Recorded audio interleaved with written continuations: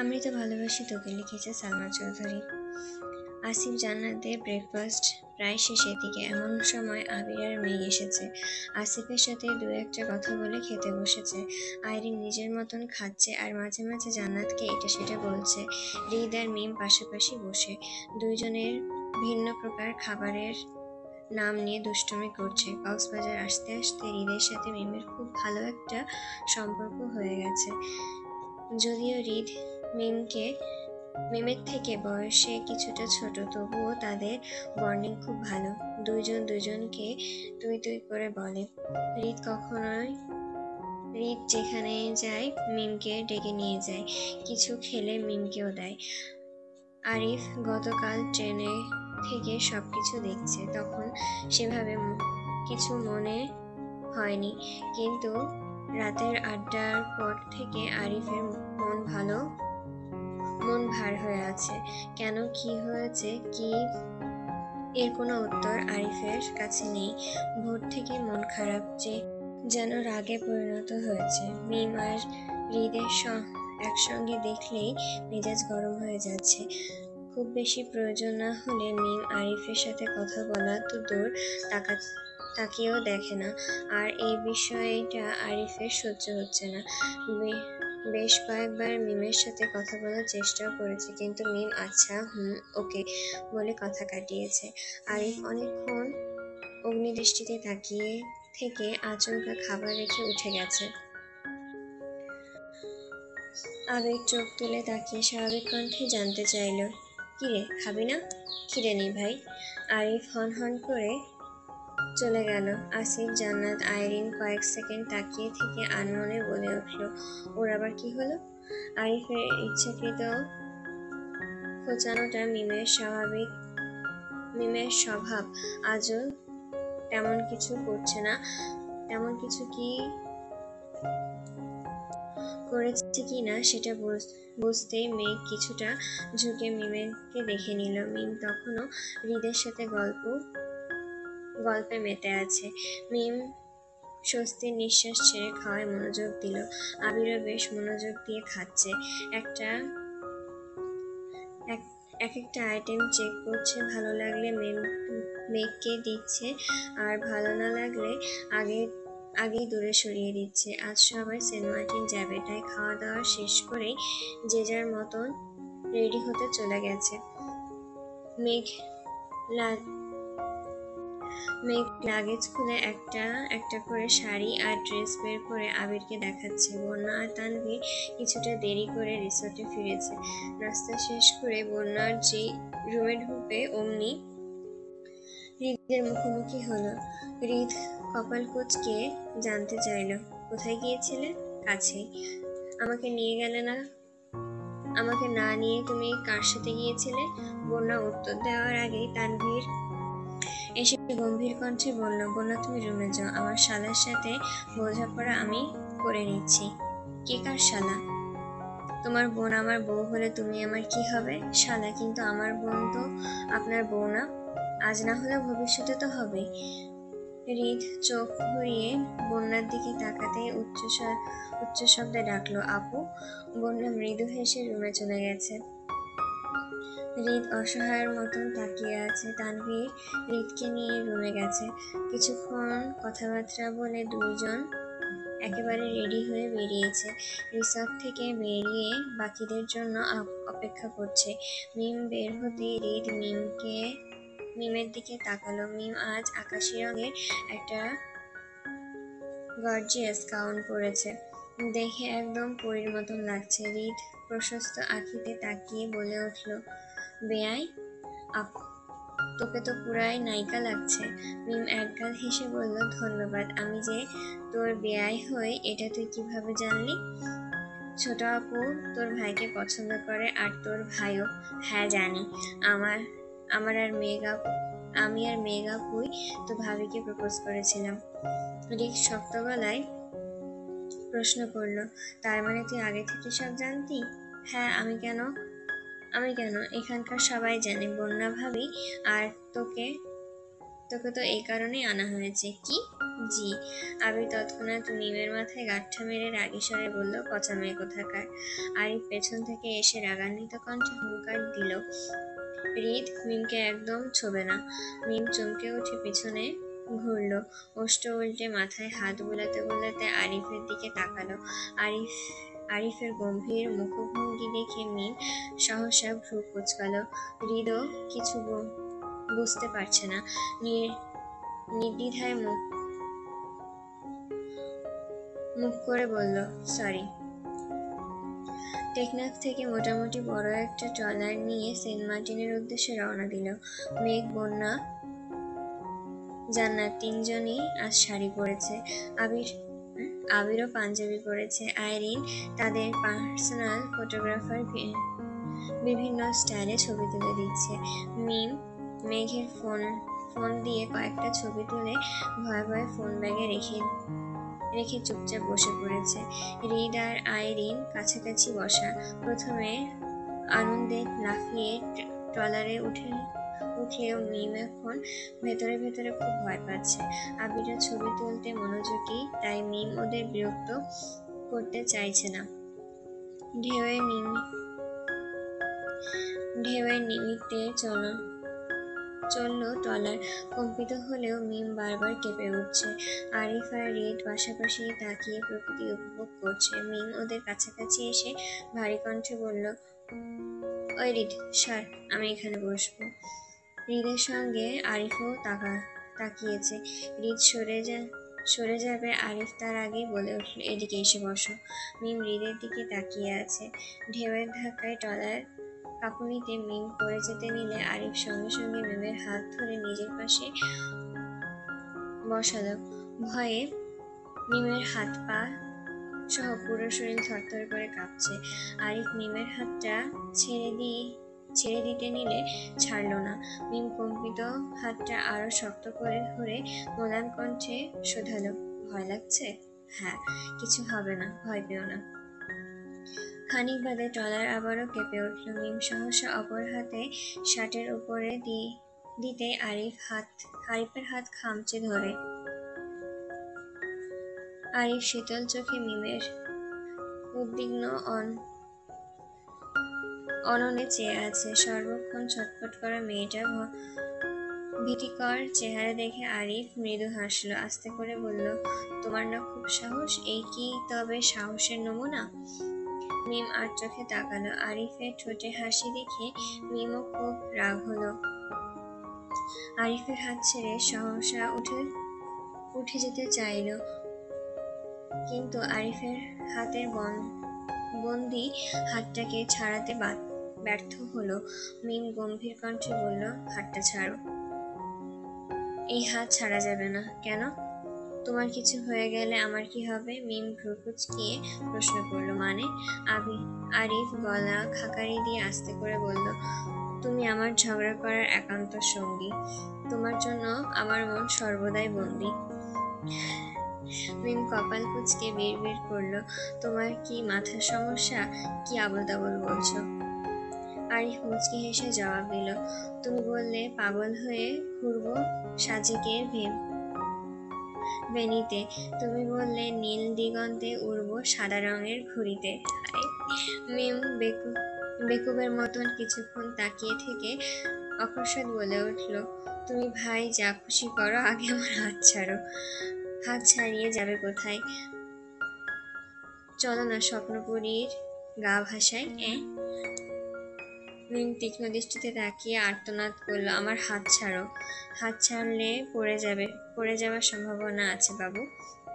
আমি বাবু না, ওকে? হাত ছাড়ো, আমি হৃদের পাশে বসবো। আরিফের হাসি মুখে সহসা আধার নেমেছে, কণ্ঠে রাগ ঢেলে দাঁতে দাঁত পিষে বলল, তুমি ওর পাশে বসবে না, বসলে শুধু আমার পাশে বসবে। কেন? ও আমার বেয়াই বন্ধু, ওর পাশে কেন বসবো না? আমি বারণ করেছি তাই। তুমি আমাকে বারণ করার কে? আমি তোমার ভাই। তানভীর ভাইয়া তো আমার ভাই। ভাইয়া তো কখনো কোনো কারণে আমাকে বারণ করে না। ভাইয়ার বারণ করার প্রয়োজন পড়েনি, তাই করে না। আমার প্রয়োজন, তাই বারণ করেছি। আজব তো। তোমার কি প্রয়োজন? আমার তোমাকে প্রয়োজন মানে? আরিফ মিমের কথায় আস্তে করে গাঁটটা দিয়ে চাপা স্বরে বলল, ব্যাঙের মাথার মতন বুদ্ধি নিয়ে এত ঝগড়া করো কিভাবে? আমি ঝগড়া করি? না, করোই না। তুমি তো অবুঝ একটা বাবু। এখনো এখনো কি? কিছু না। আবির মেঘ কম করে হলেও শতখানেক ছবি তুলে ফেলেছে। আসিফ আর জান্নাতও বেশ কিছু ছবি তুলেছে। তবে বন্যা লজ্জায় তানভীরের দিকে ঠিকমতো তাকাতে পারছে না। যে কয়টা ছবি তুলেছে সবগুলোই বন্যা অন্যমনস্কভাবে এদিক সেদিক তাকিয়ে আছে। তানভীর বন্যার দিকে তীক্ষ্ণ দৃষ্টিতে তাকিয়ে বিড়বিড় করলো, এখনো লজ্জা? আমার দিকে তাকাতেই পারছো না? সকালে এত মানুষের সামনে জড়িয়ে ধরার সময় তোমার লজ্জা কোথায় ছিল বলো তো? বন্যা ঠোঁট বেঁকিয়ে বলল, সকালে এত মানুষ থাকলেও আবির ভাইয়া আর আসিফ ভাইয়া ছিল না। হায় রে, তুমি ওদের দেখে লজ্জা পাচ্ছ, অথচ বড় ভাই হয়েও ওদের মধ্যে মিনিমাম লজ্জা বোধ নাই। দেখো কত সুন্দর করে ছবি তুলছে। আর তুমি? বন্যা মৃদু হেসে বলল, ওনারা বিবাহিত, যেভাবে ইচ্ছে সেভাবে ছবি তুলতে পারে। তানভীর মেয়ের দৃষ্টিতে তাকিয়ে শক্ত কণ্ঠে বলল, চলো আজ বিয়ে করব। না। কেন? পরিবারের সম্মতি ছাড়া বিয়ে করব না আমি। ইস, বিয়ে করব না বললেই হলো? ভালোই ভালোই রাজি না হলে কিডন্যাপ করে এনে বিয়ে করব। তানভীর বন্যা মুচকি হেসে বলল, আপনার এত সাহস? নিজের সাহসের কি নিজের সাহসে না কুলালে প্রয়োজনে আশেপাশের সবার থেকে সাহস ধার নিব, তবুও তোমাকে আমার করেই ছাড়বো।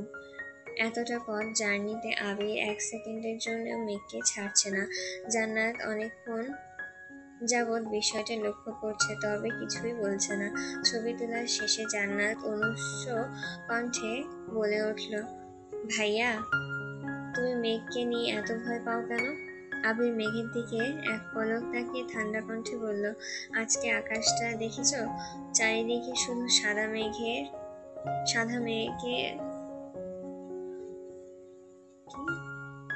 উড়ো। সেই মেঘের ভিড়ে আমার মেঘ হারিয়ে গেলে অন্ত অন্তর্দাহনে বিজ্ঞপ্তি কোথায় দিব বলো? আসিফ মেঘিস্বরে বলল, তুই বরং মেঘকে সিঁদুরের আলতা দিয়ে আসিফ মেঘিস্বরে বলল, তুই বরং মেঘকে সিন্ধুকে তালা দিয়ে রেখে দে। মাঝে মাঝে বের করে দেখবি, আবার সযত্নে রেখে দিবি। আবির উচ্চ শব্দে হেসে বলল, বুদ্ধিটা কিন্তু খারাপ না, ফাজিল। সারাদিনের ঘোরাঘুরি শেষে সন্ধ্যা নাগাদ ক্লান্ত হয়ে সবাই রিসর্টে ফিরেছে। ফ্রেশ হয়ে যে যার মতন রেস্ট নিচ্ছে। তানভীর বন্যাকে বারবার মেসেজ দিচ্ছে। অবশেষে বাধ্য হয়ে বন্যা রুম থেকে বেরিয়েছে। তানভীর রুমের সামনে দাঁড়ানো। বন্যা বের হতেই বলল, চলো। কোথায়? ঘুরতে। খুব ক্লান্ত লাগছে। কোলে নিতে হবে? বন্যা অকস্মাৎ সকালের ঘটনা মনে পড়ে গেছে। আবিরের মতন তানভীরও যদি একই কাজ করে বসে, তার জন্য আগে ভাগে বলে উঠল, আমি একাই যেতে পারবো। ঠিক আছে, চলো। সবার রাতের খাবার শেষ, অথচ তানভীরদের আসার কোনো নামই নেই। বাধ্য হয়ে আবির তানভীরের নাম্বারে কল দিল। রিসিভ করতে উষ্ণ স্বরে বলল, চাঁদ, সমুদ্র আর তাকে দেখা শেষ হলে রিসর্টে ফিরে আসেন ভাই। এটা কিন্তু আপনার এলাকা না। 10 মিনিটের মধ্যেই চলে আসছি। ঠিক আছে। মাঝখানে একটা দিন কেটে গেছে। কক্সবাজারের আশেপাশে সবকিছু মোটামুটি ভাবে দেখা শেষ। বন্যা আর তানভীরের সম্পর্ক অনেকটাই স্বাভাবিক হয়েছে। তবে আবির কাবাব মে হাড্ডির মতো তানভীরের পেছনে লেগে আছে। বন্যা আর তানভীর আলাদাভাবে কোথাও গেলে 30 মিনিটের উপর হলেই ওয়ার্নিং স্বরূপ কল দেওয়া শুরু করে, অথচ আবির মেঘকে নিয়ে ঘুরতে যাওয়ার আগে ফোন বন্ধ করে ফেলে। সকালে ব্রেকফাস্ট শেষ করা মাত্রই বাসা থেকে কল আসে, আজ মাইশাপু ডেলিভারি। আবির সবার উদ্দেশ্যে বলে, আমাদের যেতে হবে, তোমরা চাইলে আরো 2-1 দিন থাকতে পারো। আসিফ শান্ত গলায় বলল, তার কোনো প্রয়োজন নেই। ঘুরতে এসেছি, ঘুরলাম, এখন আমাদের একসঙ্গেই ফেরা উচিত। ঠিক আছে। হুট করে ডিসিশন হওয়ায় ট্রেনের টিকিট ম্যানেজ করা সম্ভব হয়নি, তাই বাসেই রওনা দিয়েছে। বন্যা আর আদি একসঙ্গে বসেছে। তানভীর আর আরিফ বন্যার পাশাপাশি বসেছে। তাদের সামনে মিম, আইরিন, আসিফ, জান্নাত বসেছে। আবির, মেঘ পেছনের দিকে বসা। আবিরের মুখের পানে তাকিয়ে থেকে শীতল কণ্ঠে বলল, আমার বান্দরবান যাওয়ার খুব ইচ্ছে ছিল। কিছুদিন পর আবার আসবো, তখন সাজেক, বান্দরবান সব ঘুরবো। আবার? তো কি করব? তুমি যদি মাইশাপুর বাবু কোলে নেওয়ার জন্য বায়না না করতে, তাহলে আজ আমাদের এইভাবে যেতে হতো না। চট্টগ্রামের সব জেলা ঘুরে তারপর বাসায় ফিরতাম। আমি কি জানতাম নাকি? আবির হঠাৎই মেঘের দিকে কেমন করে চাইল। মিনিট খানিক এক দৃষ্টিতে তাকিয়ে রইল। মেঘ ভ্রু কুঁচকে প্রশ্ন করলো, এভাবে তাকিয়ে আছেন কেন? আবির ঠোঁট কামড়ে হেসে আচমকা বলে উঠল, তোমার যে ছোট বাবু এত পছন্দ, এটা তো আগে জানতাম না। জানলে কি করতেন? আবির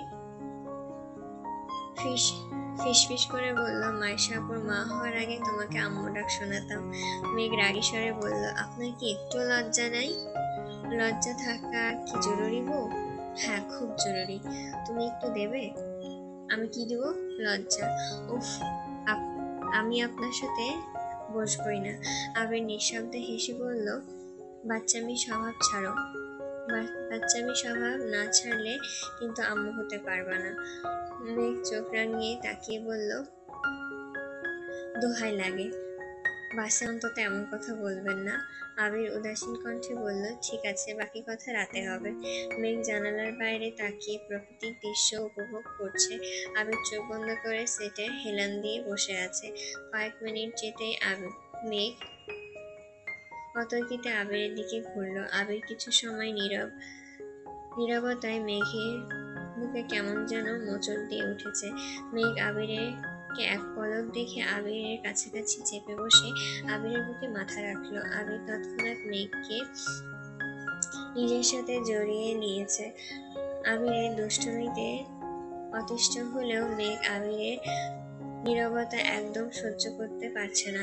আবির কিছুক্ষণ চুপ থাকলেই মেঘের মন দুশ্চিন্তায় হানা দেয়। মেঘ আহ্লাদী কণ্ঠে ডাকলো, এই শুনছ?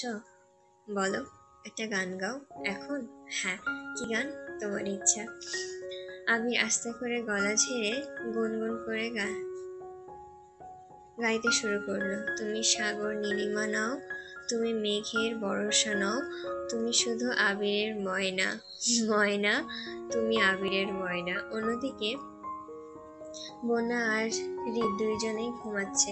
আবির তানভীর ঘাড় কাত করে মুগ্ধ চোখে বন্যাকে দেখছে। অনেকক্ষণ পর বাসের ঝাঁকুনিতে বন্যার ঘুম কিছুটা কেটেছে। অর্ধঘুমে থেকে তানভীরের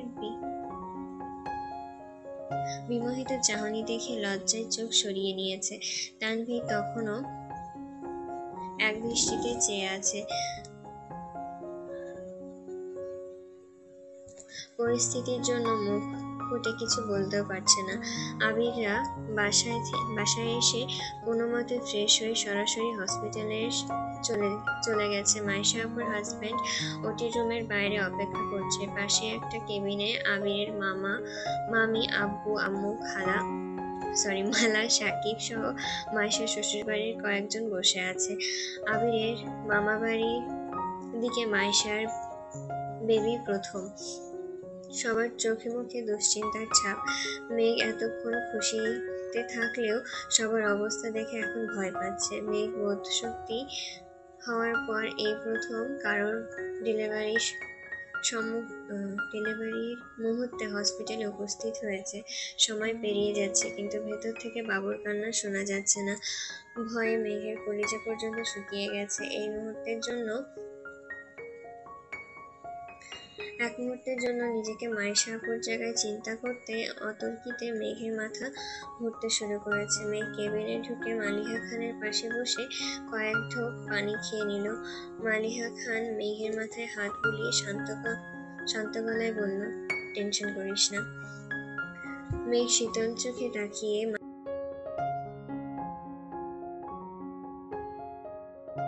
মালিহা খান মলিন হাসলেন। অকস্মাৎ পাশের রুম থেকে নবজাতকের কান্নার শব্দ শোনা গেল। বেবির কান্নার শব্দ রুমে থাকা প্রতিটা মানুষ স্বস্তির ফিরেছে। নবজাতকের কোলে নবজাতককে কোলে নেওয়ার জন্য ডাক পড়ল। মেঘের ডাক পড়েছে, কিন্তু মেঘ ভয় যেতে পারছে না।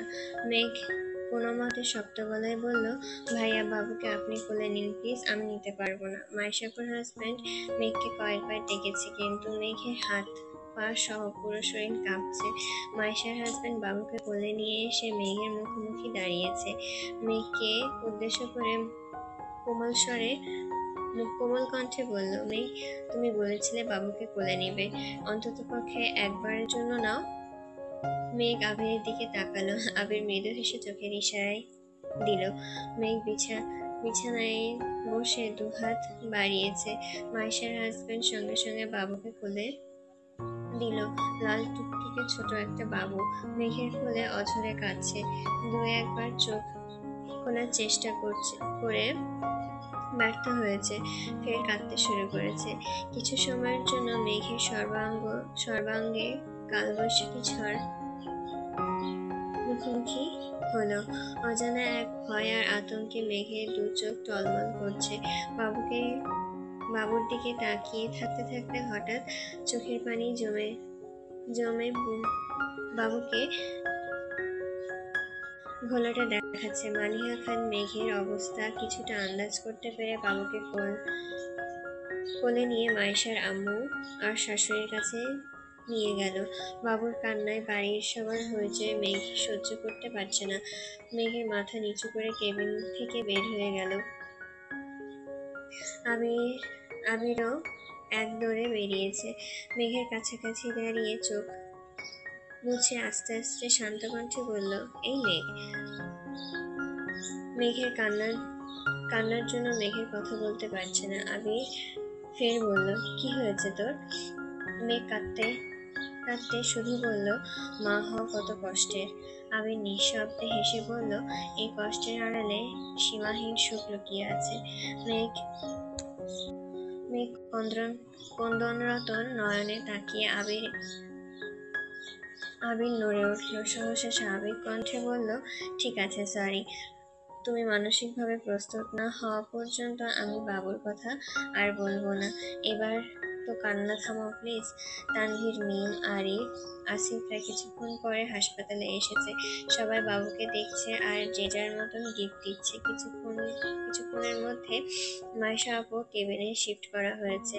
এই সময়ের মধ্যে মেঘের মনের অবস্থা অনেকটা স্বাভাবিক হয়ে গেছে। মেঘ বাবুকে কোলে নিয়ে গবেষণা শুরু করেছে।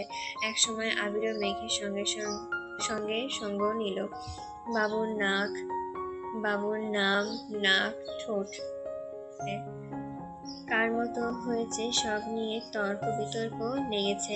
আলী আহমেদ খান বাইরে ছিলেন। আবির মেঘের তর্কাতর্কি শুনে রুমে এসেছেন। আলী আহমেদ খান আসতেই আবির মাথা নিচু করে দূরে সরে দাঁড়ালো। আলী আহমেদ খান কিছু বলতে চেয়েও সহসা কথা গিললেন। আবিরের দিকে তাকিয়ে ঠান্ডা কণ্ঠে বললেন, বাইরে আসো, কথা আছে। আবির সঙ্গে সঙ্গে বাইরে গেছে। 10 মিনিট পর কেবিনের দরজা দাঁড়িয়ে তানভীরকে উদ্দেশ্য করে বলল, তানভীর, বাসায় গেলে সবাইকে নিয়ে যাস। রুম ভর্তি মানুষ, তাই মেঘকে কিছু বলতে চেয়েও বলতে পারল না। মেঘেরা বাসায় ফিরেছে 10টার দিকে। সবাই সবার মতন শুয়ে পড়েছে। মেঘ আবিরের রুমে কিছুক্ষণ পায়চারি করে হঠাৎ এক দৌড়ে নিচে চলে আসে। আবিরের রুমটা অনেক বড় হয় মেঘের একা থাকতে ভয় লাগে, তাই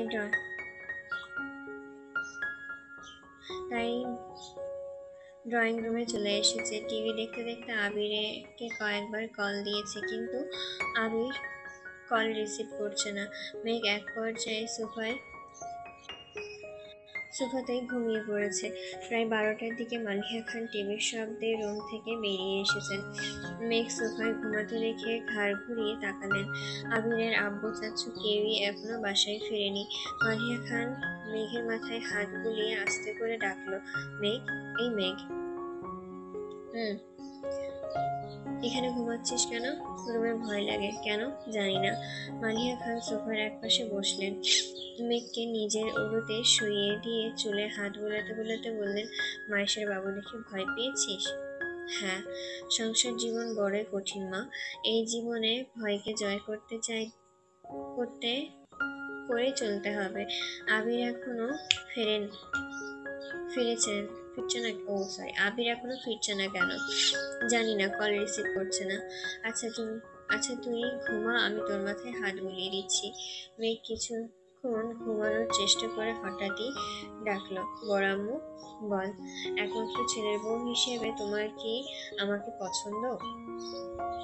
পছন্দ না হলে কি ছেলের বউ করতে রাজি হতাম?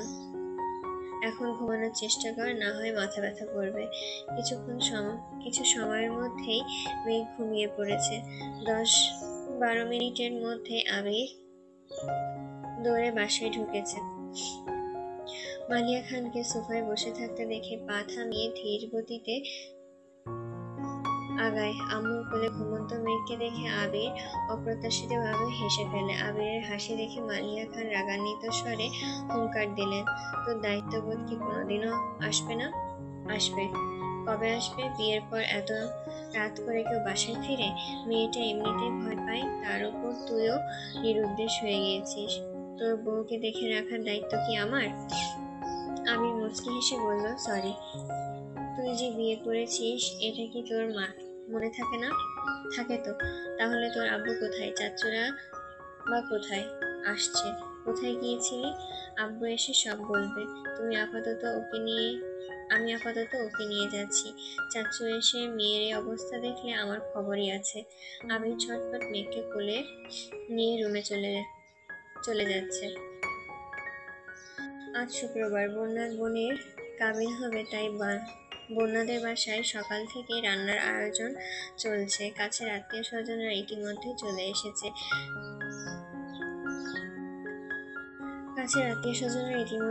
এসেছে। এটা এতটা পর্যানি করে আসায় বন্যার শরীর খুব ক্লান্ত, এজন্যই ঘুম থেকে উঠতেও একটু দেরি হয়ে গেছে। হাত মুখ ধুয়ে রুম থেকে বেরিয়ে যেতেই নামতে যাবে অমনি বন্যার মামাতো ভাইয়ের সাথে দেখা হয়ে যায়। সাথে কোনো এক সময় বন্যার বিয়ে ঠিক হয়েছিল। ছেলেটার বন্যার দেখে মৃদু স্বরে বলল, কেমন আছো? বন্যা উত্তর না দিয়ে ফের নিজের রুমে চলে গেছে। দরজা চাপিয়ে আবারও শুয়ে পড়েছে। বন্যার চোখে তীব্র আক্রোশ। মন আর মেজাজ দুটোই চরমভাবে খারাপ হয়ে গেছে। 5 মিনিট পর তানভীরের কল এসেছে। বোনা রিসিভ করবে না করেও কি ভেবে রিসিভ করলো। তানভীর মলিন কণ্ঠে বলল, গুড মর্নিং মিস্ট্রেস। হ্যাঁ, মিস্ট্রেস মানে খারাপ। মিস্ট্রেস। বোনা মলিন হেসে বলল, গুড মর্নিং। ব্যস্ত? না, বলুন। কি হয়েছে? কিছু না, শুয়ে আছি। তানভীর ঘড়ির দিকে তাকিয়ে কিছুটা উদ্বিগ্ন কণ্ঠে বলল, এত বেলা হয়ে গেছে, এখনো শুয়ে আছো কেন?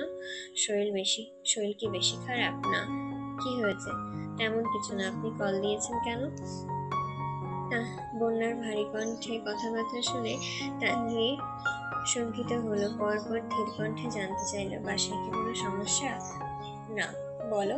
তানভীর গম্ভীর কণ্ঠ শুনে বন্যা সহসা হাসার চেষ্টা করলো।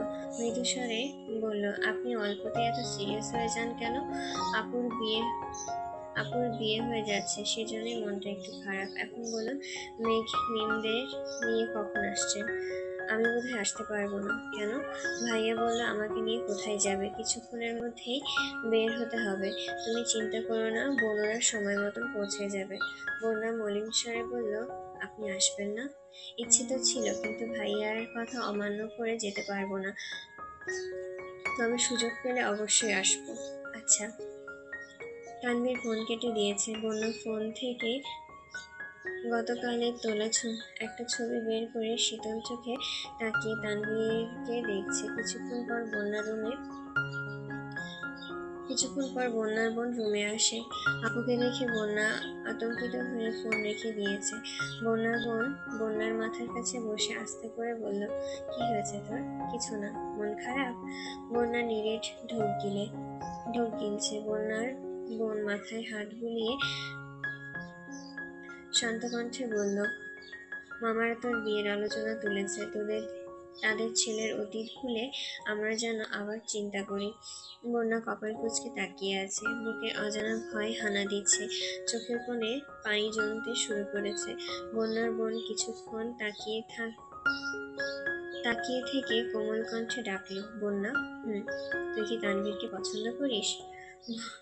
বোনের মুখে অমন প্রশ্ন শুনে বন্যা কিছুটা ঘাবড়ে গেছে। কয়েক মুহূর্ত প্রশস্ত আঁখিতে তাকিয়ে রইল। বোনের এমন প্রশ্নে তোপে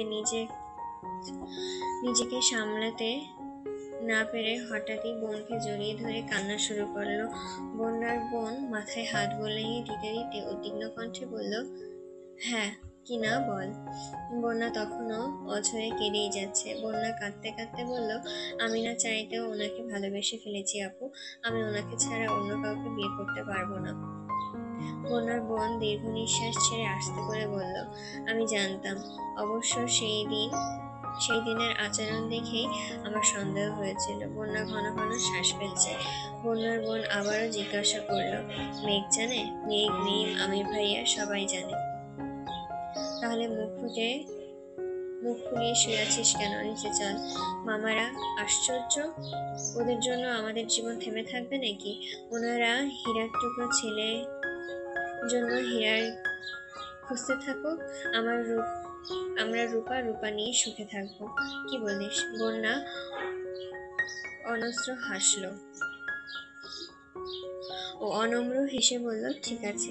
সকাল 10টার দিকে আরিফ আর আইরিন মেঘদের বাসায় এসেছে।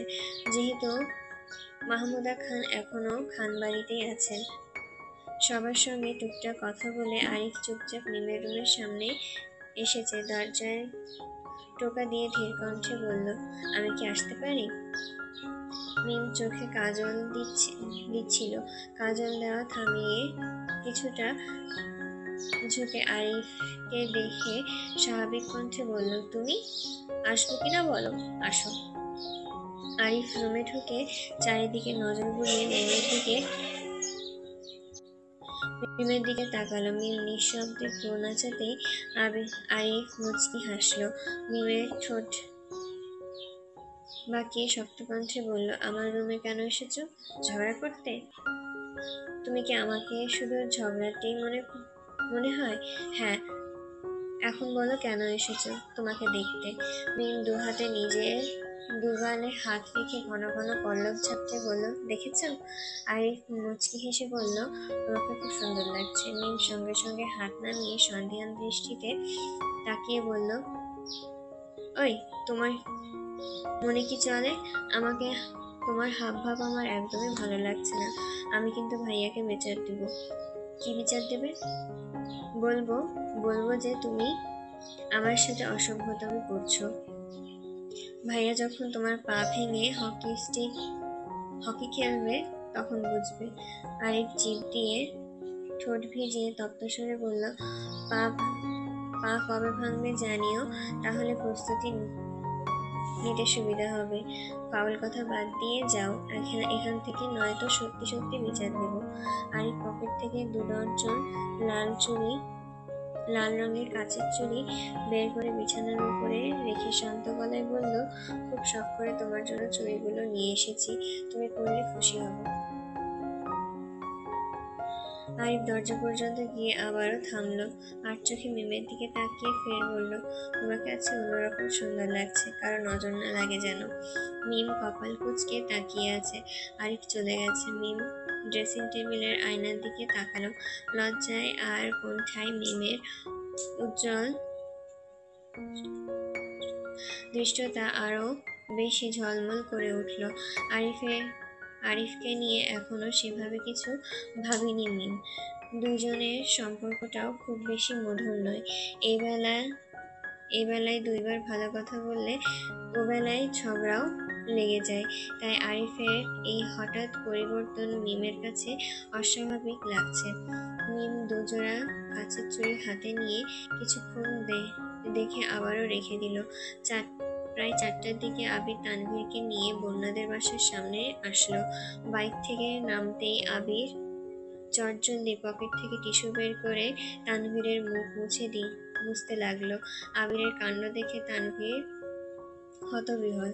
কাজের নাম করে সকাল থেকে 2-3 ঘন্টা তানভীরকে সেলুনে বসিয়ে রেখেছে। 100টা হেয়ার স্টাইল দেখে অনেক ভাবনা চিন্তা করে একটা হেয়ার স্টাইল করে দিয়েছে। এমনকি তানভীরের পরনের পাঞ্জাবিটাও আবিরেরই দেওয়া। আবির তানভীরের চুল ঠিক করে দিতে দিতে মৃদুস্বরে বলল, ভদ্র ছেলের মতন থাকবি কেমন? তানভীর ভ্রু কুঁচকে বলল, আমার মনে হচ্ছে আমাকে মেহমানের থেকেও বেশি নতুন জামাই লাগছে। আমি কি বিয়ে করতে যাচ্ছি নাকি? আবির হাসলো, সহসা বলে উঠল, করলে ক্ষতি কি? তানভীর আর চোখে তাকাতেই আবির তাড়া দিল। তানভীরকে নিয়ে বাসায় ভেতরে ঢুকলো। মেন গেটের ভেতরে পা রাখতেই তানভীর আশ্চর্য বনে গেল। আলী আহমেদ খান, মোজাম্মেল খান, ইকবাল খান সহ মিম, মেঘ, আদি, আইরিন, আরিফ, আসিফ, রাকিব সবাই উপস্থিত। তারা ছাড়াও বন্যার বড় আপুর শ্বশুরবাড়ির মানুষজন, বন্যাদের আত্মীয় স্বজন ড্রয়িং রুমে পরিপূর্ণ। বন্যার আব্বু হেসে বলল, নতুন জামাই আসতে এত দেরি হলো কেন? তানভীর শুকনো ঢোক গিলে আবিরের দিকে তাকালো। আবির মুচকি হেসে বিড়বিড় করলো, সারপ্রাইজ কেমন? I am shock. মেঘ দ্রুত এগিয়ে এসে আহ্লাদি কণ্ঠে বলল, ভাই আমাকে কেমন লাগছে? তানভীর মেঘকে আপাদমস্তক দেখে আবারও আবিরের দিকে তাকালো। মেঘকে বিয়ের সময় এত শাড়ি আর লেহেঙ্গা দিয়েছিল যে মেঘের জন্য শাড়ি লেহেঙ্গা কেনার শেষে তানভীরকে টেনেও শপ থেকে বের করা যাচ্ছিল না। একই ডিজাইনের 2টা লেহেঙ্গা তার খুব পছন্দ হয়েছিল। এক পর্যায়ে খুব জোরাজুরি করে 2টা লেহেঙ্গা নিয়েছিল। তানভীর ভেবেছিল বন্যাকে যেদিন প্রপোজ করবে সেই দিন মেঘ আর বন্যাকে এই লেহেঙ্গা 2টা দিবে, কিন্তু হুট করে কক্সবাজারে যাওয়া, ওইখানে পরিকল্পনাবিহীন প্রপোজ করা, সব মিলিয়ে পরিকল্পনাগুলো এলোমেলো হয়ে গেছে। এদিকে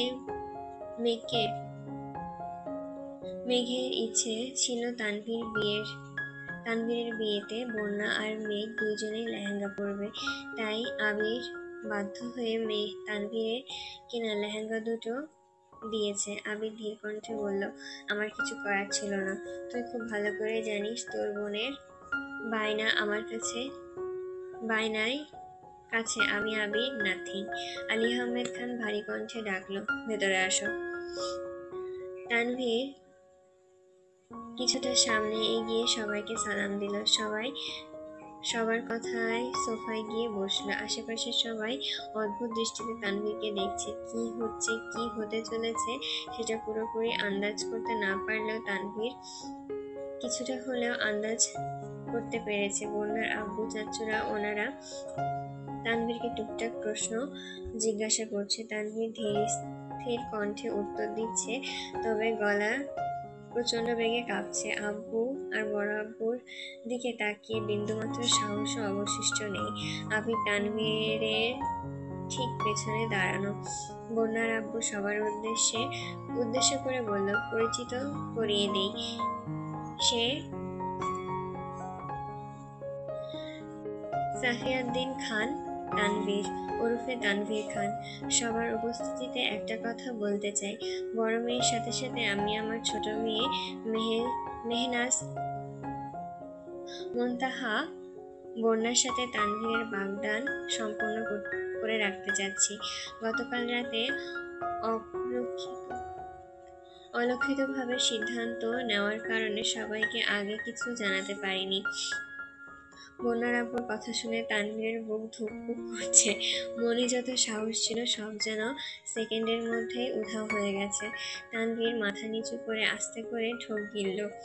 গতরাতে তানভীরকে বাসায় পাঠিয়ে সবাই যে আলোচনায় বসেছিল, আর সে আলোচনার সর্বাধিনায়ক যে আবির ছিল তা বুঝতে সময় লাগলো না। গত 2 দিনে আবিরের বলা কথাগুলো তানভীরের কানে বাজছে। তানভীর কয়েকবার সরাসরি জিজ্ঞাসা করেছে, বিয়ে করার মতন সাহস আছে তোর? তানভীর তখন কথাগুলো সেভাবে গুরুত্ব না দিলেও এখন সব বুঝতে পারছে।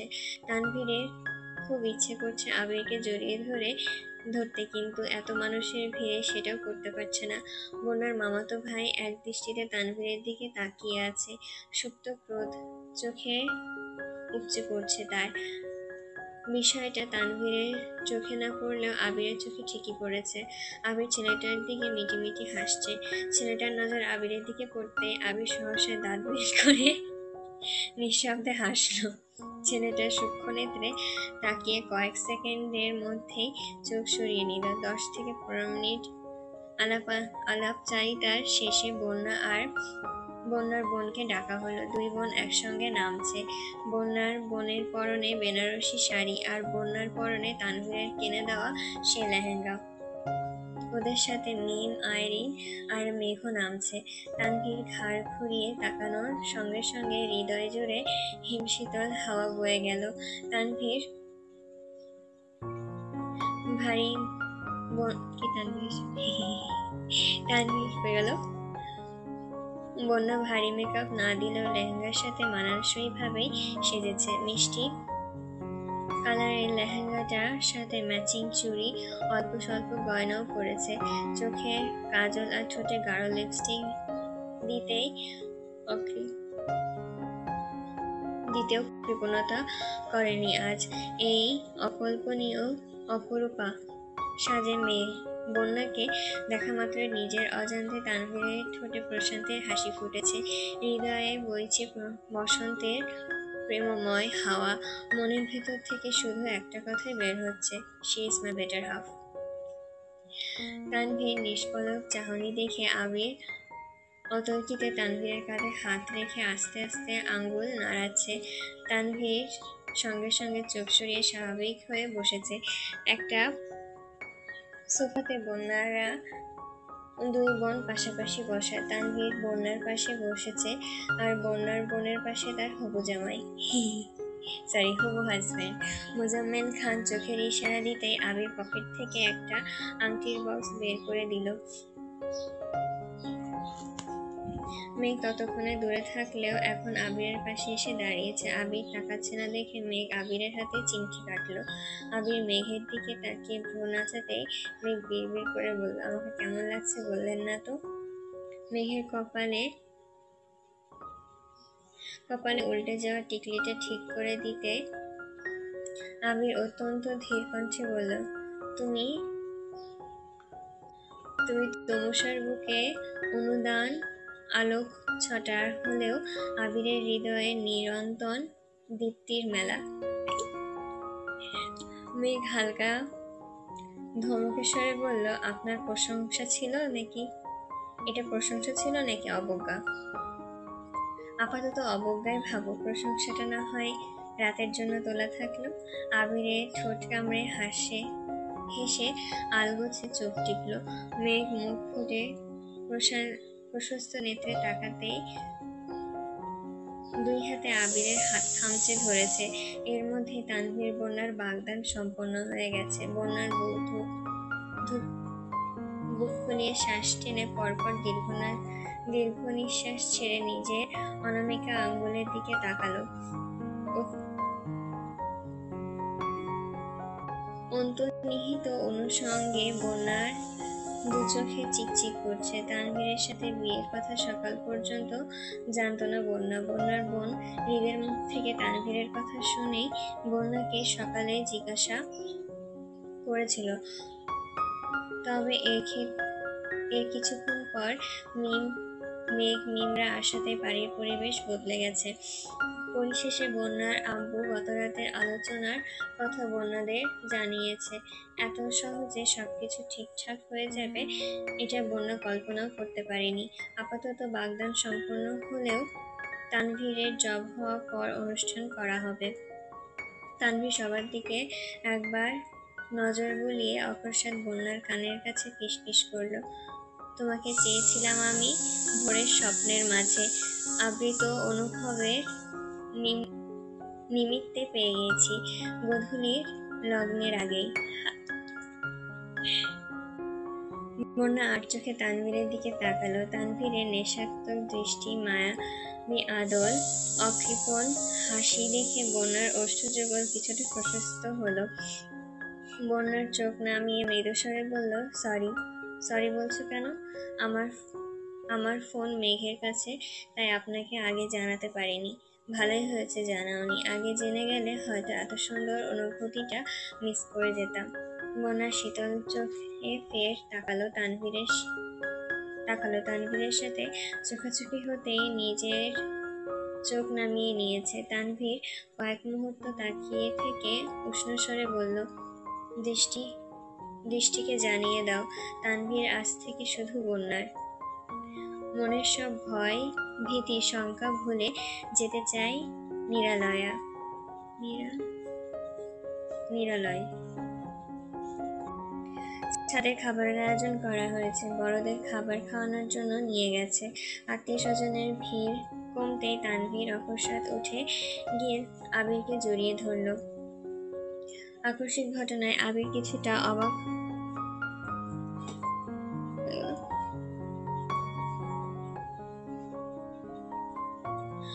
হলো।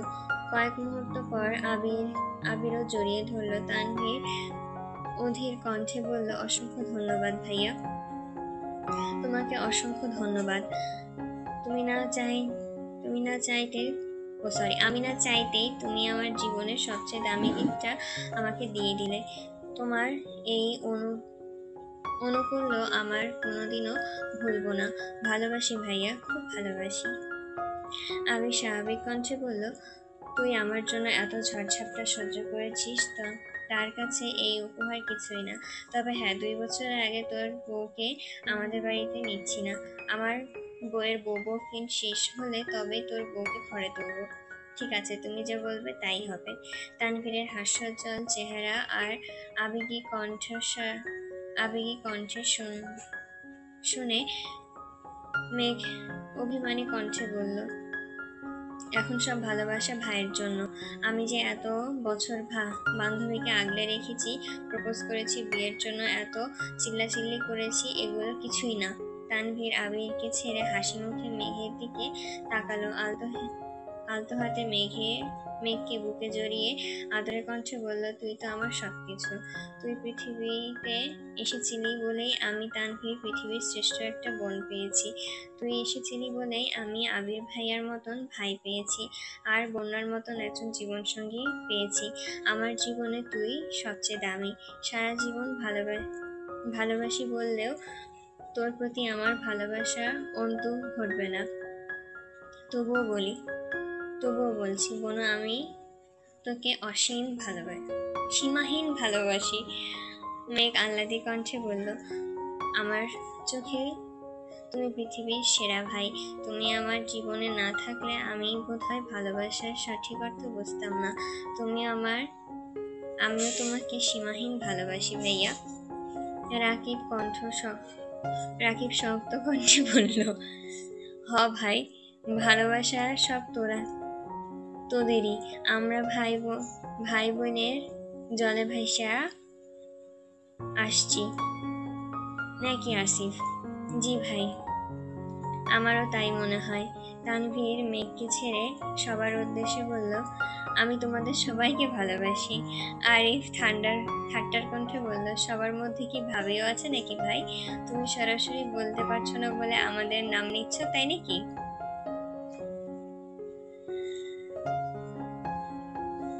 তানভীর ঠোঁট বেঁকে ভেঙচি কাটার চেষ্টা করলো। পরপর নিরেট কণ্ঠে বলে উঠল, কেন, আমি কি ভয় পাই নাকি? বন্যার দিকে তাকিয়ে মলিন কণ্ঠে বলল, আই লাভ ইউ বন্যা। সবাই একসঙ্গে হেসে উঠল। বন্যা লজ্জায় চোখ নামিয়ে নিয়েছে। সবার মধ্যে থেকে আইরিনও বলে উঠল, মানি না, মানবো না। সবার বেলায় ভালোবাসি আর ভাবির বেলায় আই লাভ ইউ বলা। তানভীর ভ্রু কুঁচকে ভারী কণ্ঠে বলল, দাঁড়া, তোর বিয়েও খুব তাড়াতাড়ি ঠিক করছি। না।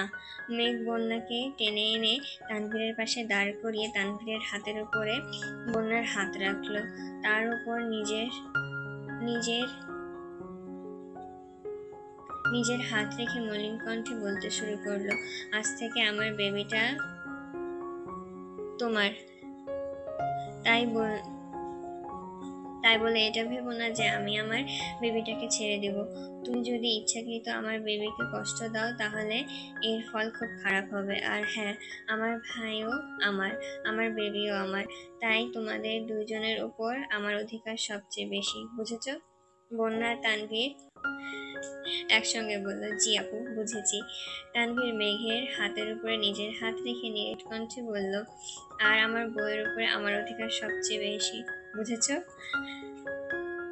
মেঘ আর চোখে তাকিয়ে নিঃশব্দে হাসলো। তানভীর বন্যা ফের বলল, জি ভাই, বুঝেছি।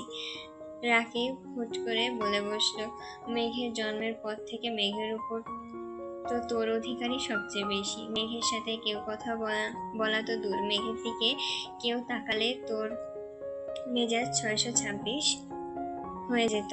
জয়ের কথা মনে হলে এখনো আমার কলিজা কেঁপে ওঠে। রাগের বশবর্তী হয়ে মেঘকে দু একটা থাপ্পড় দিয়ে ফেলেছিলি বলে মেঘ তোর উপর রাগ করেছিল, আর তুই সেই রাগ মিটিয়েছিলি জয়ের উপরে। 12 বছরের ছোট্ট ছেলেটার মাথায় তখনই 7টা সেলাই লেগেছিল।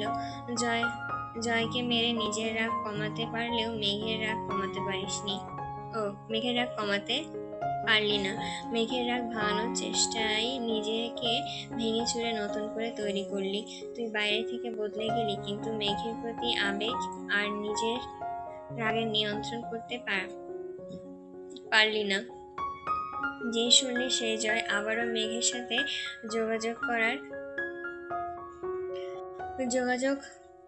করার চেষ্টা করছে। তুই সব প্ল্যান বাদ দিয়ে দেশে আসলি কেন? জয়কে মারতে। মারলি তো মারলি, একেবারে 2 মাসের জন্য হাসপাতালে পাঠালি। বাকিদের কথা না হয় নাই বললাম, এই তুই আবার অধিকার নিয়ে কথা বলিস। মেঘের দায়িত্ব নিতে চাইলে বা মেঘের যত্ন নিতে চাইলে আগে তাদের আদমরা করে ফেলতি, আর এখন তো প্রকাশ্যে তোর বউ। কেউ কিছু বলা তো দূরে থাকলো, তুই মাটিতে পুঁতে দিবি। আবির গম্ভীর কণ্ঠে বলে উঠল, আমার বউ শুধু আমার। কেউ খারাপ নজরে তাকানোর দুঃসাহস দেখালে আমি আবির তার জীবনের দুঃস্বপ্ন বানিয়ে ছাড়বো। মেঘ নির্বিকার চোখে রাকিবকে দিকে তাকিয়ে আছে। মিম দূরে দাঁড়িয়ে সবার কাণ্ডকারখানা দেখছে। হঠাৎ আরিফের নজর পড়েছে মিমের কাছে, এগিয়ে গেল। মিমের হাতে লাল চুড়িগুলো দেখে মুচকি হেসে বলল, আমার দেওয়া চুড়িগুলো পরার জন্য ধন্যবাদ। এত খুশি হওয়ার মতন কিছু হয়নি, জামার সাথে ম্যাচিং হয়েছে তাই পরেছি। মিথ্যা বলো না মিম। আর যাই হোক, তোমার সাথে মিথ্যাটা যায় না।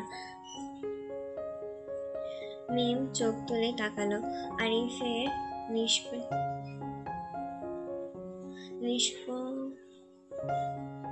নিষ্পলক চাহনি দেখে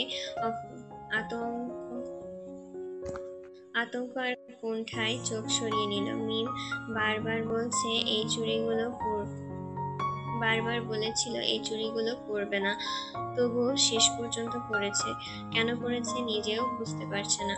মাগরিবের নামাজের পরপর তানভীররা সবার থেকে বিদায় নিয়ে বের হচ্ছে।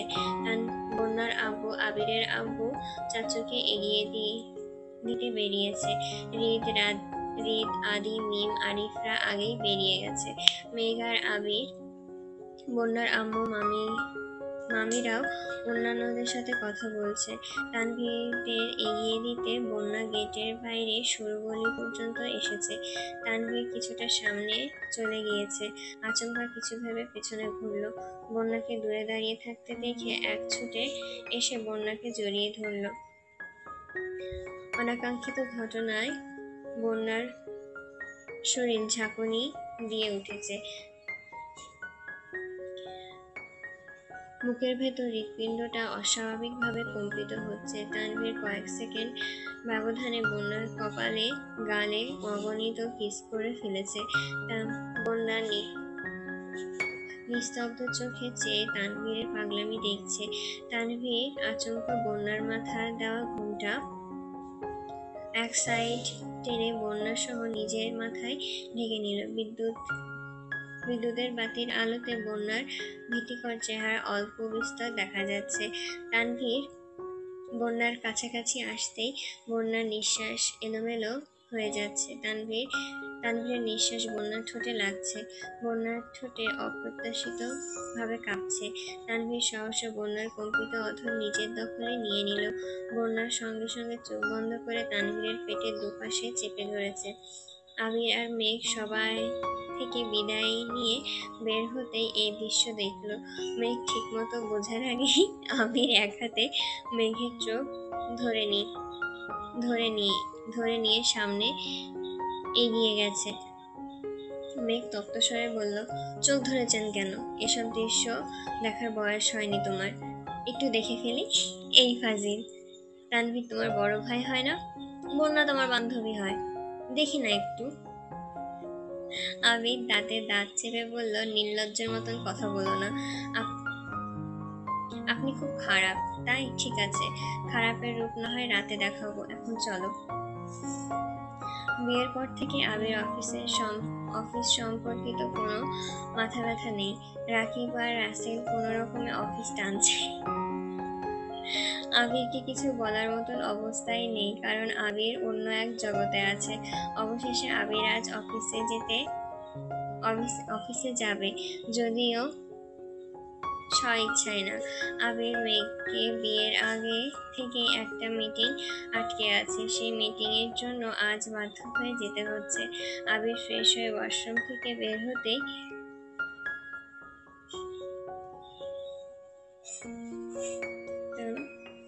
দেখলো বিছানার উপরে আবিরের শার্ট প্যান্ট টাই সুন্দর করে গুছিয়ে রাখা আছে, অথচ মেঘ রুমে নেই। আবির ভ্রুকুচকে রুমে থেকে বেরিয়ে বেলকনিতে গেল। হালিমা খান, মিম আদিদের সাথে মেঘেরও গল্প করছে। মূলত তানভীরের বিয়ে নিয়ে আলোচনা চলছে। আবিরের বিয়ের বিষয়ে আগে থেকে কেউ না জানলেও তানভীরের বিষয়ে নিয়ে বাড়িতে আলোচনা আগে থেকেই হয়েছিল। তানভীর বাড়ি থেকে চলে যাওয়ার পর পরিস্থিতি অস্বাভাবিক হয়ে গিয়েছিল। তখন মাহমুদা খান বন্যার কথা জানিয়েছিল। অনেক বছর যাবৎ বন্যাকে চিনে জানে, আচার আচরণও ভালো। সব মিলিয়ে কারোরই কোনো আপত্তি ছিল না। তানভীরের ওপর অল্প বিস্তর অভিমানের কারণে সবাই ইচ্ছাকৃতভাবেই তানভীরকে আগে কিছু জানায়নি। আবির কিছুক্ষণ দাঁড়িয়ে থেকে অকস্মাৎ উত্তেজিত উচ্চস্বরে ডাকলো, বউ। মেঘ সহসা চোখ তুলে তাকালো, কিন্তু উঠে গেল না। আবিরের শক্ত কণ্ঠে আবার ডাকলো, রুমে আসো। মালিহা খান শান্ত গলায় বলল, ডাকছে যা। আবির দরজায় দাঁড়িয়ে ভ্রু গুটিয়ে ধীর কণ্ঠে বলল, সবকিছু রেডি করে রেখে গেলাম। আবার মেঘ দরজায় দাঁড়িয়ে ভ্রুগুটি করে ধীর কণ্ঠে বলল, সবকিছু রেডি করে রেখে গেলাম। আবার ডাকছেন কেন?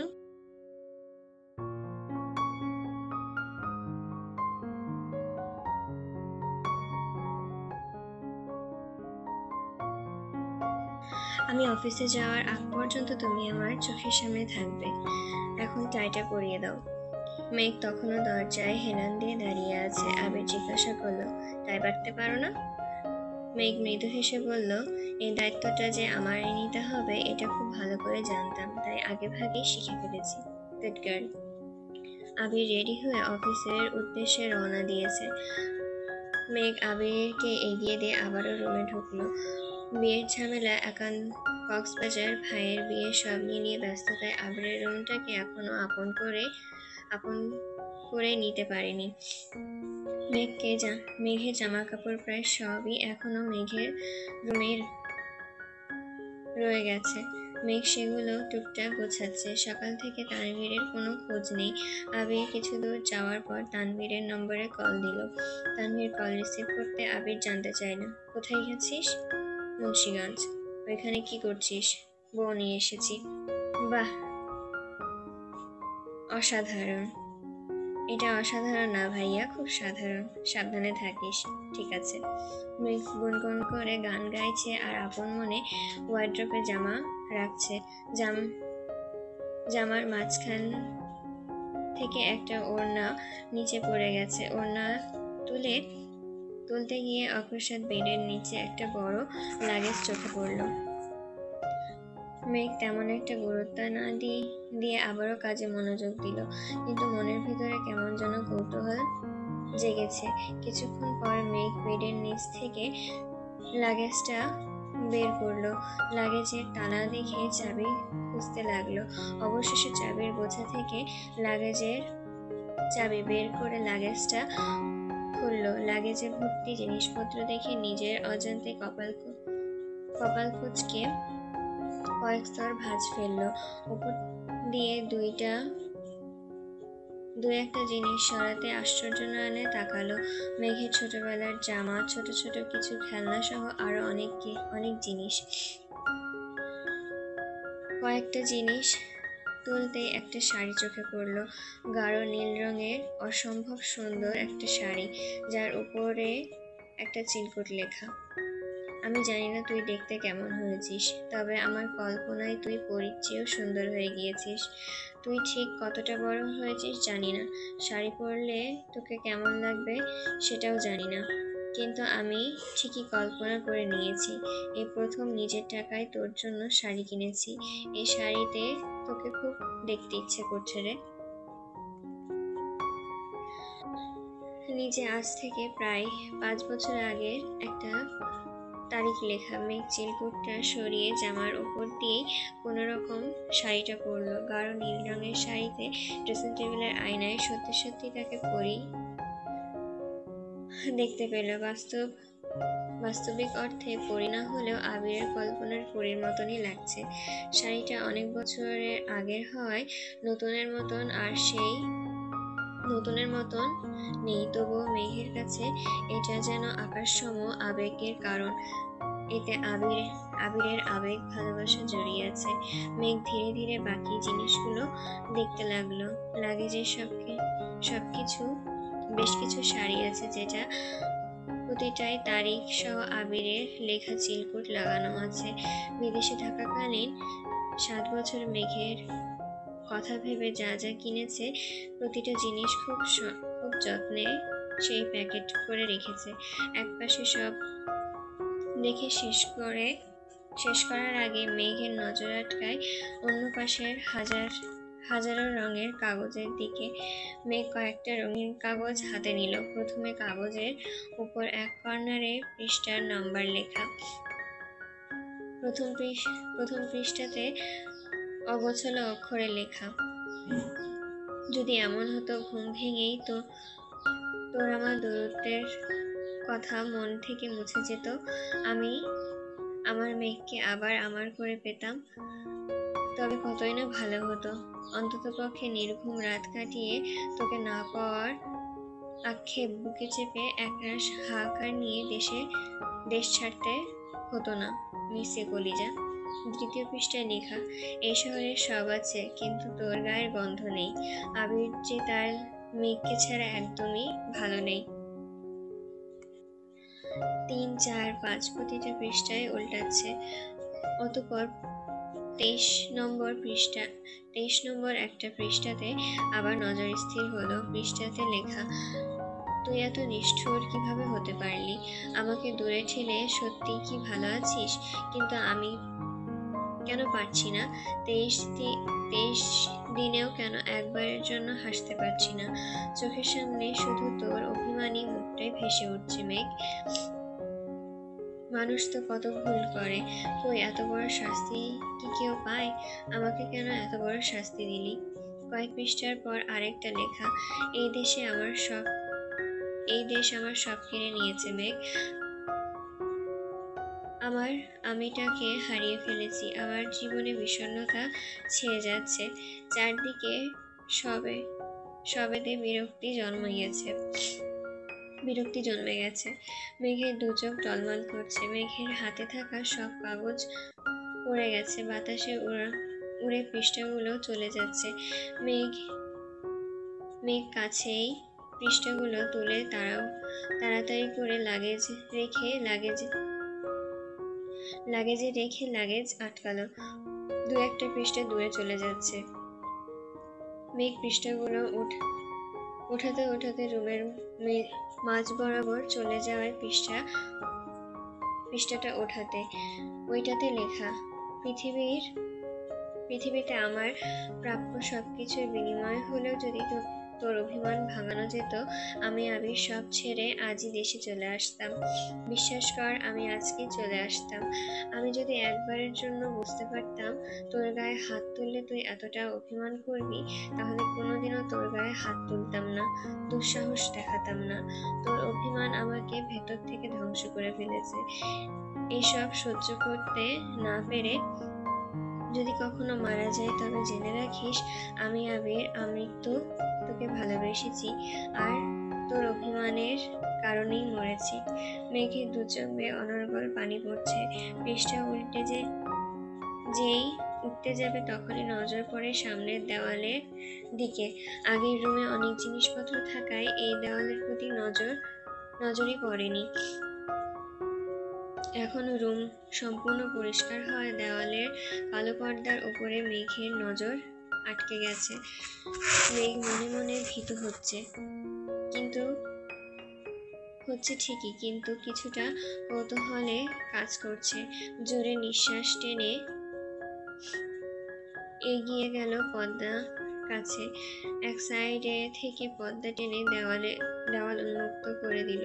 দেওয়ালে কিছু একটা ছবি আঁকা, কাছাকাছি থাকায় মেঘ ঠিকমতো বুঝতে পারছে না, তাই পেছনে গেল। কিছুটা পেছাতে থেমে দাঁড়ালো। পুরো দেওয়াল জুড়ে বড় করে মেঘের একটা হাস্যোজ্জ্বল ছবি আঁকা, যার পাশে লেখা, আমি তো ভালোবাসি তোকে। নিচে গত বছরের জানুয়ারির দিকে তারিখ লেখা। যখন আবিরের রুমে রং করানো হয়েছিল তখনই ছবিটা আঁকিয়েছিল, যেটা এক বছর যাবৎ পর্দার আড়ালে লুকিয়েছিল। আবিরের রুমে তালা দিয়ে রাখার কারণও মেঘ আজ বুঝে গেছে। মেঘ দু চোখ বেয়ে পানি পড়ছে। বারবার শুধু মনে হচ্ছে, একটা মানুষ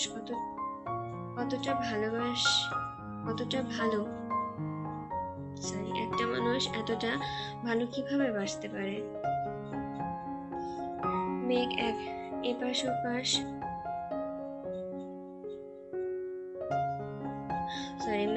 এক পা করে পেছাতে হঠাৎ শক্ত কিছুর সাথে ধাক্কা খেলো। পেছনে ঘোরার আগেই আবিরের ঠান্ডা কণ্ঠ শোনা গেল, সব রহস্য উদ্ঘাটন করা শেষ। মেঘ আবিরের দিকে তাকাতে আবির মেঘের চোখ মুছে শক্ত কণ্ঠে বলল, কাঁদলে যদি তোকে পাওয়া যেত, তাহলে আমি আবির 11